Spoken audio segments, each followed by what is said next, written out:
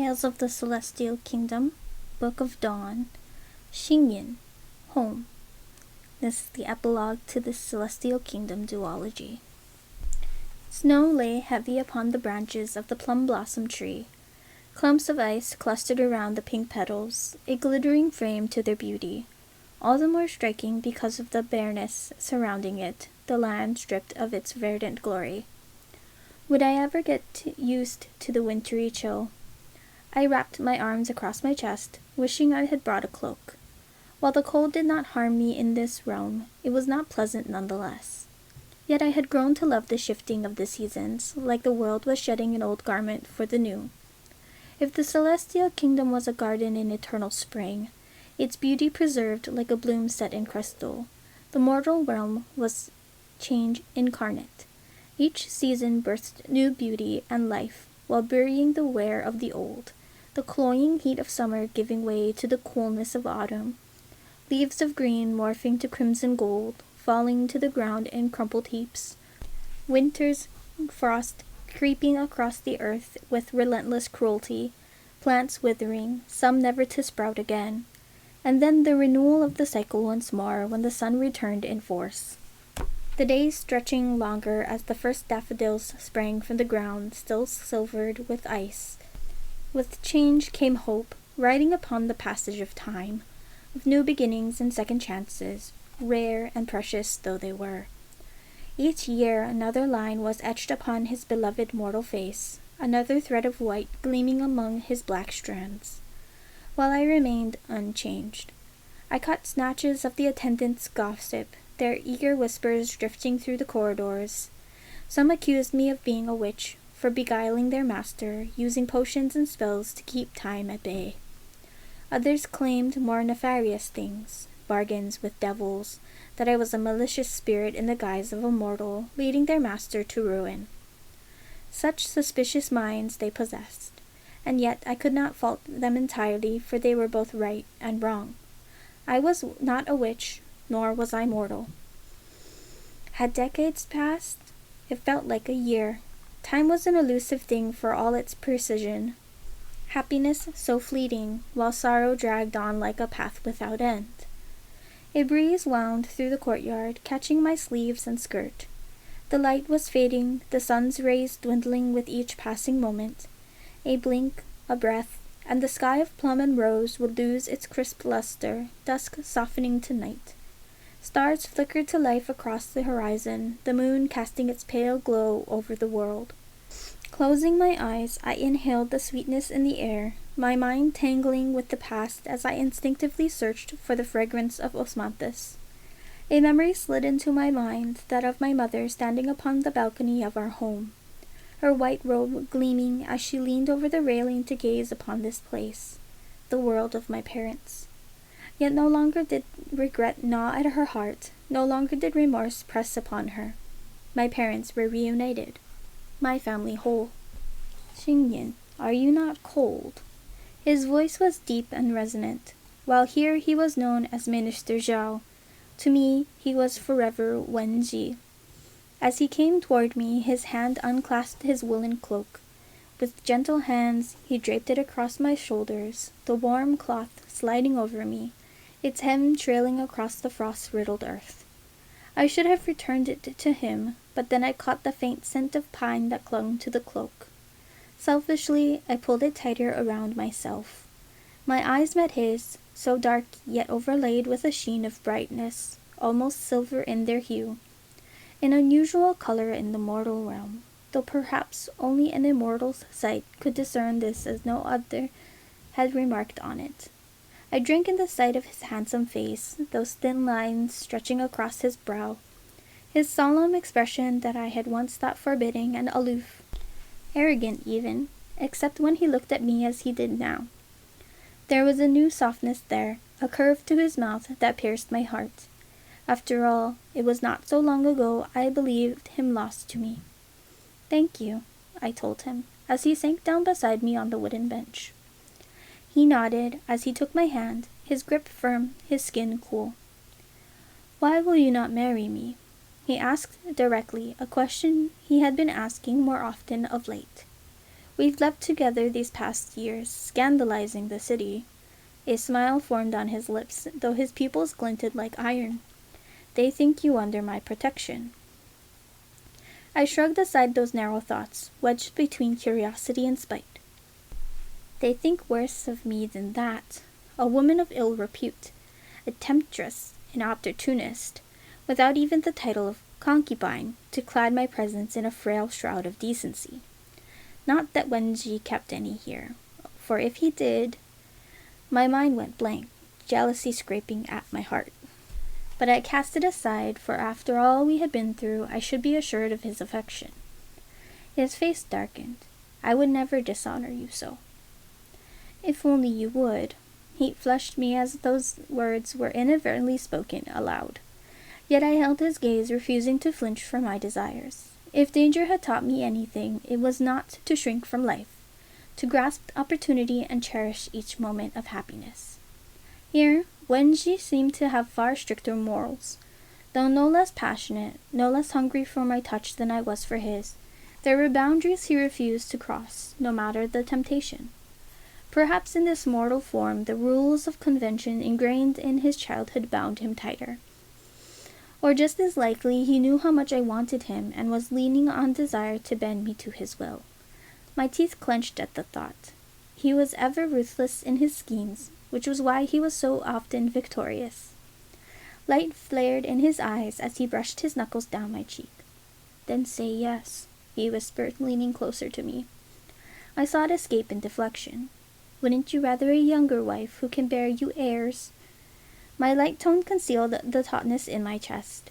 In mortal years, he must think me far beyond the ideal age of a bride. He drew back as though I had slapped him. "There is no one but you," he said fiercely. "There will never be anyone but you. You know I desire no other, that I want to be bound to you alone, but only if you wish that too." Curt words, uttered in anger, yet such warmth coursed through me upon hearing them. "What if I do not?" I asked archly. A new joy, this teasing between us, an ease to our interactions that had rarely existed when he was immortal.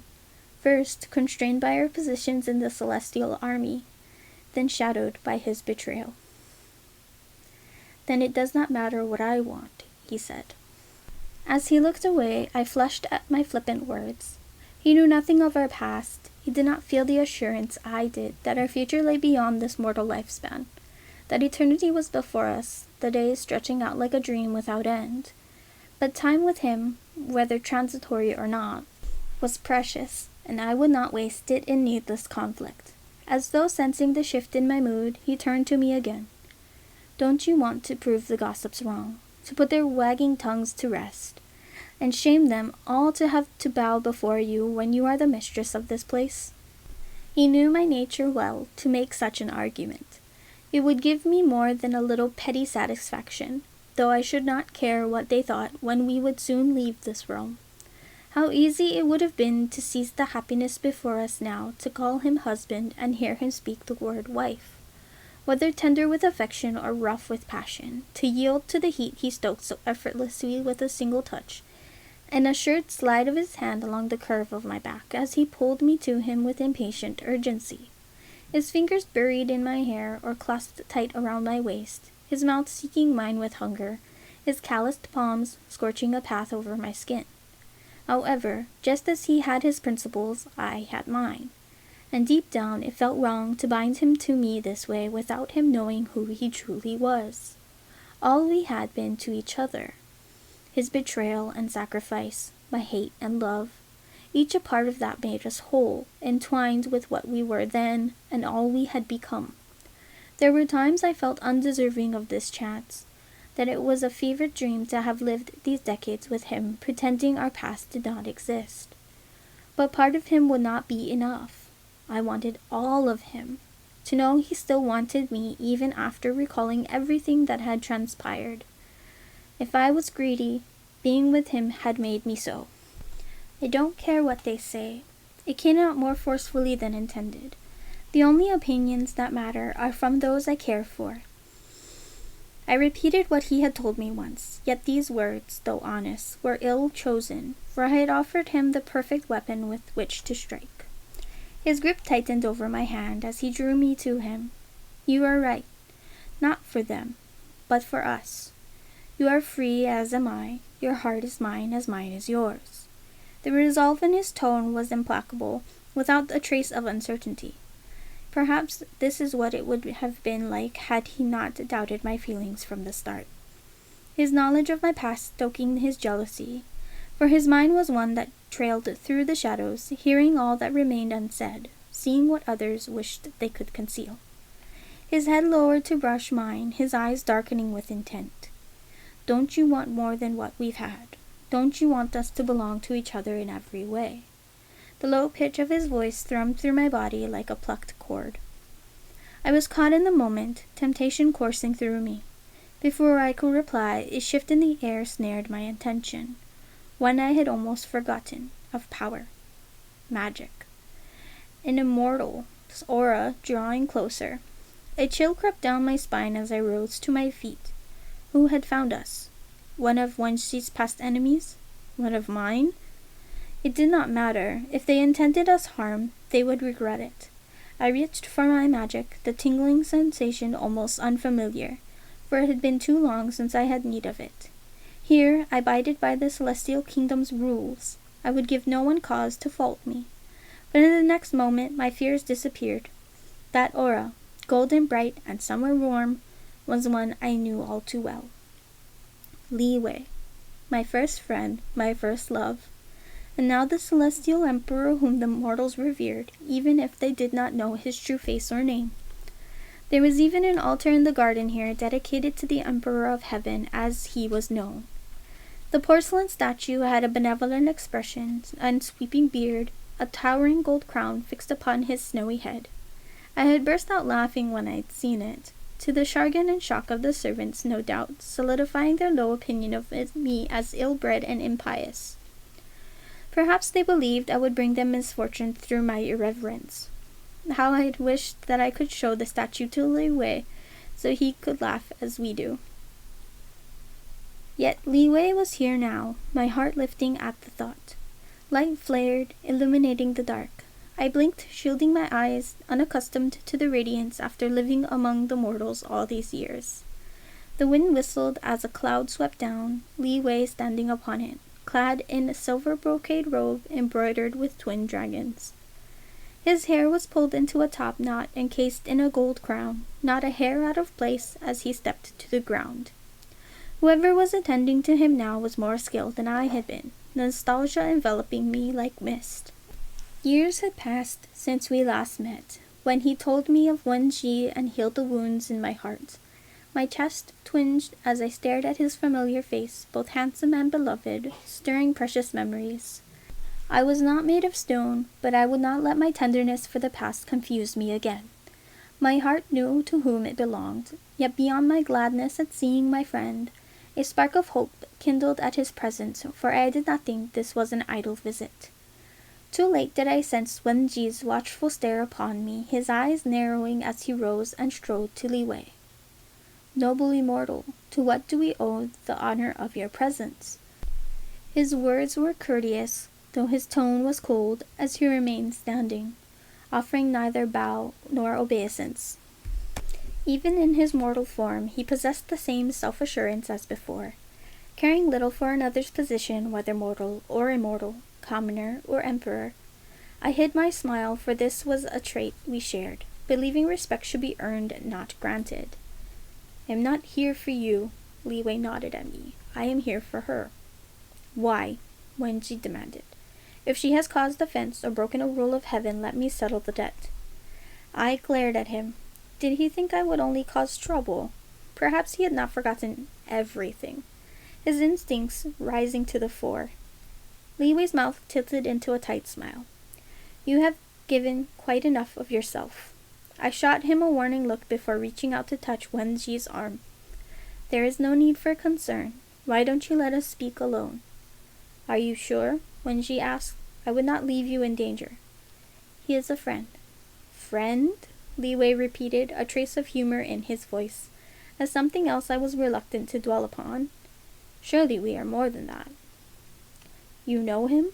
Wenji asked, yet it did not seem question, his tone at once seeking a knowing.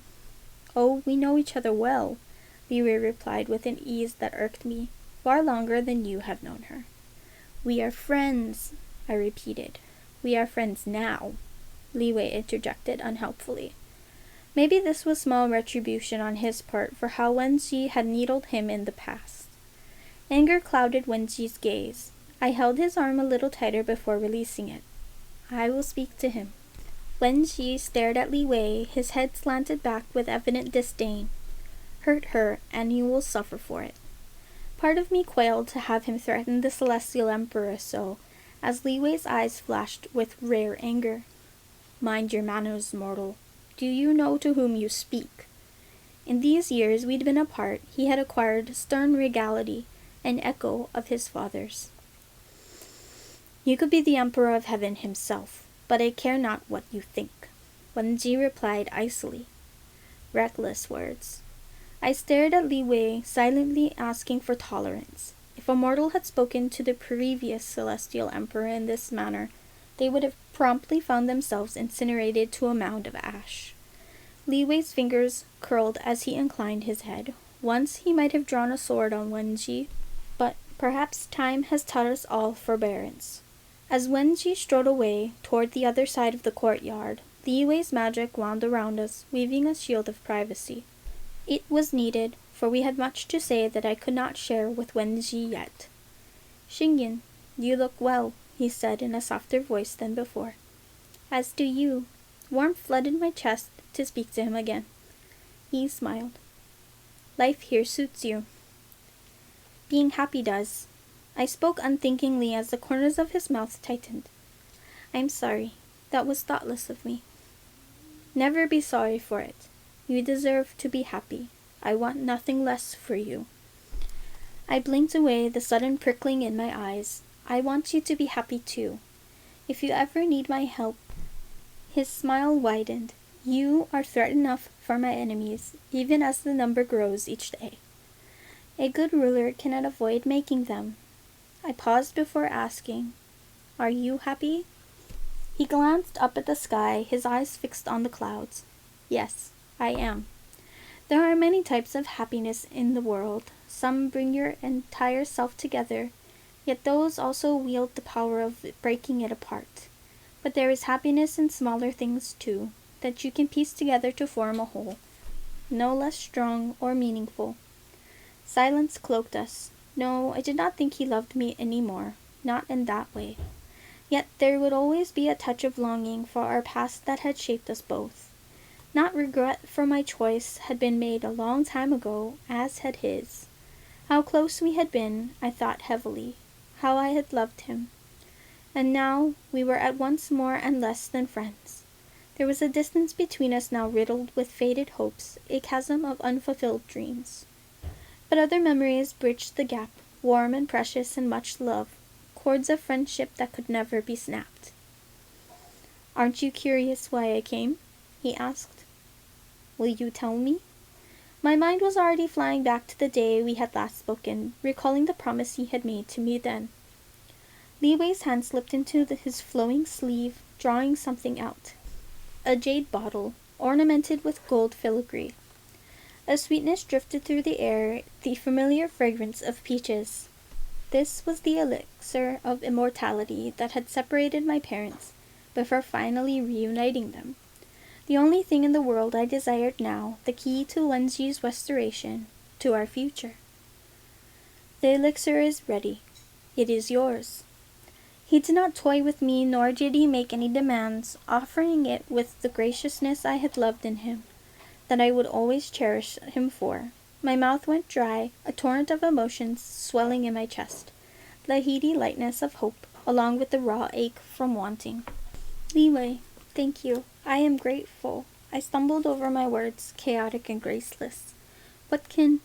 He tucked the bottle into my palm, folding my stiff fingers across it.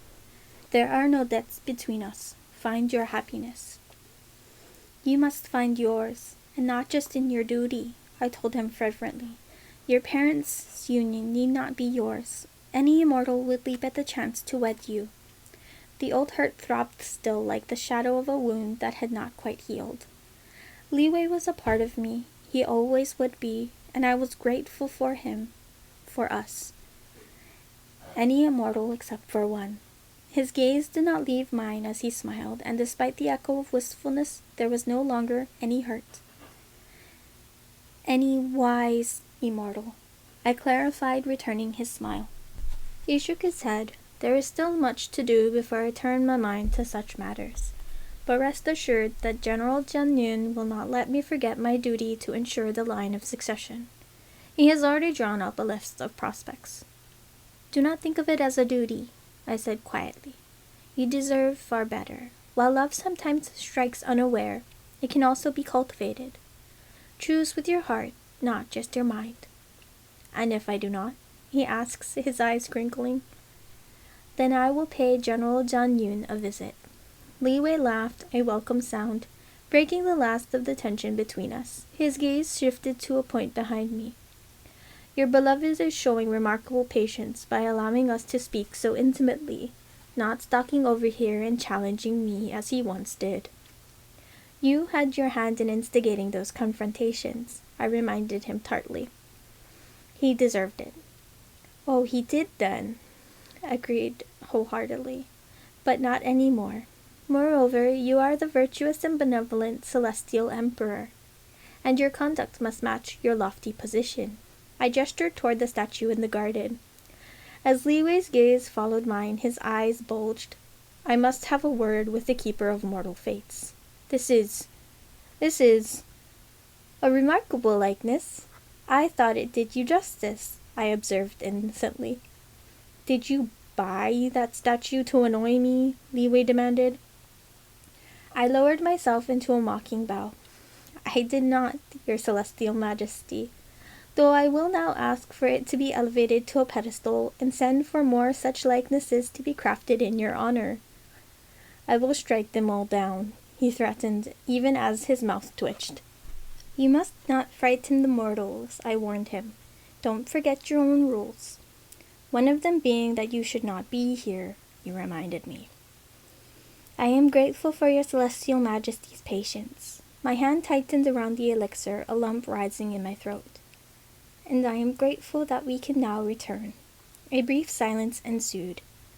I must go, but I will see you in the skies above. If he does anything to hurt you, I will send him back to the mortal realm as an insect, he warned, before adding, though you never needed me to fight your battles. He faced Wenji then, inclining his head gravely in farewell. Without another word, Li Wei stepped upon the cloud that hovered by his feet, soaring into the heavens. Wenji stalked toward me, each step brisk with impatience. In these years, he had always respected my wishes, even when they conflicted with his, though he'd undoubtedly tried to convince me of his way. Who was he? He wanted to know. Did his presence bother you? I asked curiously. He would not remember Li Wei, nor was he inclined to jealousy. A line creased his brow, finer ones forming at the corners of his eyes, like he was trying to recall something. It might be the way he was looking at you, or how you were looking at him. Whatever it was, I did not like him, nor did he like me.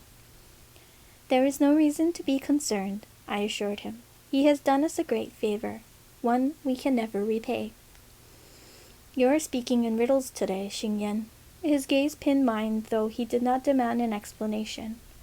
Perhaps he was used to my half-formed thoughts. The sentences I cut short abruptly, for there were times I let things slip that I should not have.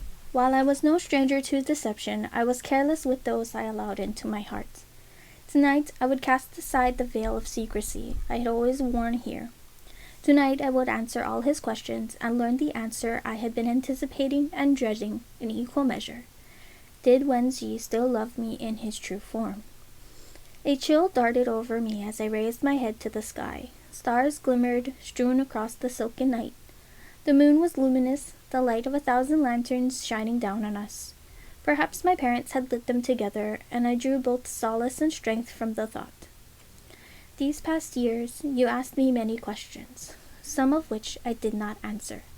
Why I never fell ill, why I called you Wenqi on occasion, where was I from, why could we not wed, I began haltingly. You did not pry, even as you knew I was hiding something, and you were right, except it was not just my past I was concealing.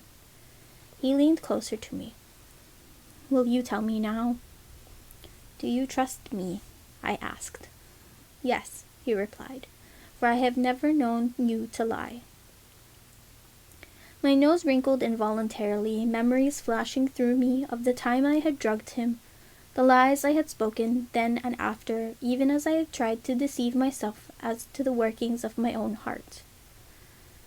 Though you might change the subject or refuse to answer a question or bend the truth on occasion, he added lightly before his expression turned solemn, there is no one I trust more than you. I prayed his conviction would hold. You and I are not of this realm. We belong to the skies, where he came from. Wenqi's eyes narrowed, his mind working as he weighed my words. Preposterous though they might sound to any mortal, perhaps if he had not seen Li Wei descend upon the cloud, he might be more inclined to disbelief. I do not think you are jesting with me, he said slowly. That would mean you are speaking the truth, or what you believe to be true.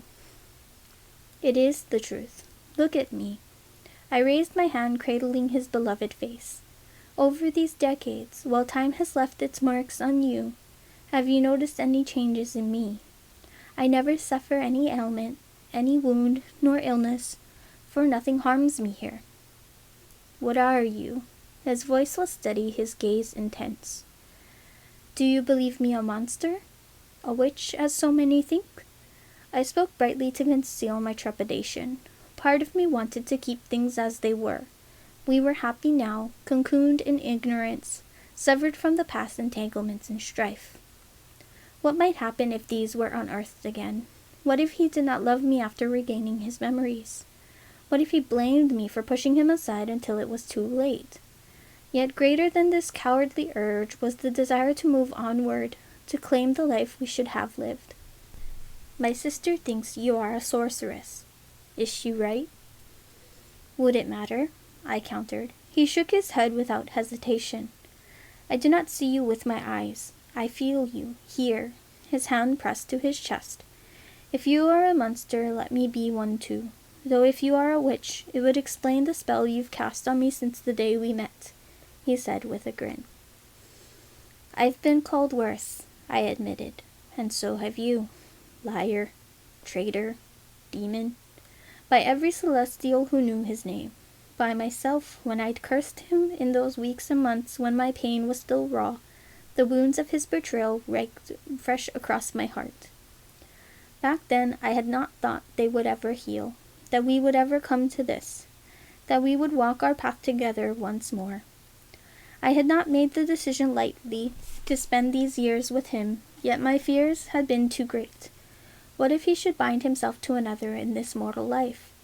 One who would love him better than I had, whom he might start a family with, one who would have greater claim to his affection, who would replace me in his heart once he regained his immortality. Could I bear losing him again? And so, selfish creature that I was, I had claimed him here, to be with him for as long as I could, to seize the happiness before me, transitory and fleeting though it might be. I banished the remaining flickers of doubt. I would not regret the past, nor would I question the future. I would face it as I had everything before, even as my heart raced, my palms turning cold. I extended my hand, offering him the jade bottle. This is the elixir of immortality. Drink it, and you will remember everything. You will become who you were, restored to your true immortal form. He did not move, his gaze fixed upon me. Will we remain as we are? I don't know, I replied honestly, though I wish it more than anything. His eyes dropped to the bottle in my grasp. I do not want it if it means losing you. You will not lose me. A fullness rose in my throat that he would disdain immortality for our love. I pressed the bottle into his hand. "If you want, we will have everything we had here and more. Eternity lies before us, family, home." He nodded then, plucking the gold stopper from the bottle. The fragrance that spilled forth was so rich, it was almost overwhelming. As he raised the bottle to his lips and tipped it back, I closed my eyes. His breathing quickened, though there was no gasp nor sigh of discomfort. The elixir was true. With leeway, there would be no hidden strings, no price to be paid, no demand of service to the celestial kingdom. He was not his father. The air rippled with the force of Wenji's aura, powerful and steady. A coolness glided over my skin like a breath of autumn, thick with the scent of rain, leaves, and change. As my eyes flew open, he spoke my name. Xingyin. His voice was different from what it had been here, deeper, suffused with knowing, a trace of disbelief, and infinite relief. My gaze fell into his, bright like molten silver, that of rainfall on a wintry evening. Like frost and ice and starlight, crushed into a wealth of glittering shards, it was him. No longer just the mortal I had spent these years with, but the immortal I had trusted, then hated, cursed, and wept over, then fallen in love with all over again. He had been too ambitious and ruthless before, while I had been stubborn and unforgiving. We had been buried in deceit and lies then, smothering any seed of truth in our relationship.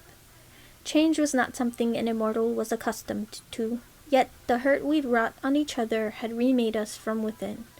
We had been tested, broken, and forged anew into something stronger, and we belonged together. Recognition dawned in his face. Did he finally see all of me, our past and present as one? His hands reached for mine, his grip cool and fierce. How I had ached for his remembered strength, and while he had embraced me countless times over these years, his touch was now hesitant, like this was a dream he was afraid to wake from. "I remember," he said in wonder. A shadow crossed his face before it was dispelled by his smile. "If this is death, I am content. You are alive. We are alive." How I wanted to laugh and cry from the sheer opulence of the emotions that crashed over me. This weightlessness in my chest, this tingling warmth that grazed my skin, smoothing the creases and folds within, until I was shivering though I was not cold, trembling though I was not afraid. All this time you stayed with me in this realm. We were together. Why? His tone was grave as he searched my face. There was nowhere else I wanted to be. I would hide nothing. When I believed you dead, it was then I knew. What did you know? How relentlessly he pried away each truth of my heart. That I love you, I told him without flinching. Perhaps even before, though I did not want to admit it. His eyes blazed till they seemed glazed by moonlight. Do you forgive me? Yes, a long time ago. Somehow I managed to speak through the emotions that gripped every part of me. He stilled, and then he clasped me to him, and I was holding him too, so close. Not a wisp of light could slide between us. Nothing would come between us again. Yet I would not be so foolish to think that nothing was perfect in love nor life. These moments were to be cherished, branded into our memories, for they gave us the strength to face the trials that might come after. As long as we were together, we could elude anything that came our way. My vision was blurred from tears. Let us go home. Home, he repeated, resting his chin on my head. And where would that be? His words arched into a question, seeking out my desires. I turned my face up to his, speaking each word gravely. Wherever you are, whether you are celestial or demon, mortal or immortal. A slow smile spread across his face as his arms tightened around me, the coolness of his skin a balm to the warmth of mine. I did not think this day would ever come, though I had hoped for it with every breath, since the day you left, he whispered into my ear, his breath kindling a fire in my veins. I raised my hand to trace his face, unlined once more, silken to my touch. His hair was now black as mine, gone were those strands of white, though I had grown to love them too, as I did all the parts of him, even those deemed less than perfect. My hands shook from the freedom of touching him this way, the exquisite joy of knowing the last of the walls had come down between us. As he bent his head to mine, his hands clasping my waist, mine went to his shoulders, winding around his neck. His lips sought mine with a fierce hunger, heat rushing through my body as I arched myself to fit him tighter. His heart pounded hard and fast against my chest. It was like we were kissing for the first time. Perhaps in a way we were, discovering each other anew. I closed my eyes to savor the feel of his body, the intimate press of his lips, his cool touch inflaming my desires as his hands clasped me to him, one curving around the back of my neck in a possessive hold that stole my breath and weakened my limbs. If he had not held me, I would have fallen. My senses were alive, afire with the light of the heavens. Darkness would never claim me again. I did not know how long we remained this way, careless in our union, impatient and eager. At last we broke apart, recalling where we were, that any of our attendants might have come across us. We should return to our room. If the mortals see me this way, it will raise too many questions. But first there is something I must do. He strode to the pavilion where a lacquered tray of writing materials was laid out. Taking a sheet of paper and a brush, he dipped it into the ink and wrote several lines of characters with his usual bold and sweeping strokes. When he was done, he pressed his personal seal upon the paper, folded it, and left it on the table. "I am leaving all my possessions to my sister," he explained. "I will miss her, and am glad to have known a true sibling bond. I told her I am retiring to a quiet life, one without need of material possessions." "A quiet life?" I repeated in disbelief, recalling the monsters we had slain, the battles we had fought, the turmoil and chaos left in our wake. His eyes flicked toward me, glinting with amusement. "An improbability with you, yet I would have it no other way." As he raised his hand, the wind churned a violet-gray cloud sweeping down by our feet. How I had missed the familiar rush of his power, the comfort of it closing around me. His fingers twined between mine as we stepped upon the cloud. As the wind surged, it soared into the skies. There was no need for words. We had spoken them all, our hearts unfettered from the burdens of the past. And as night cloaked the sky, never had it seemed so bright, incandescent with possibilities as infinite as the stars.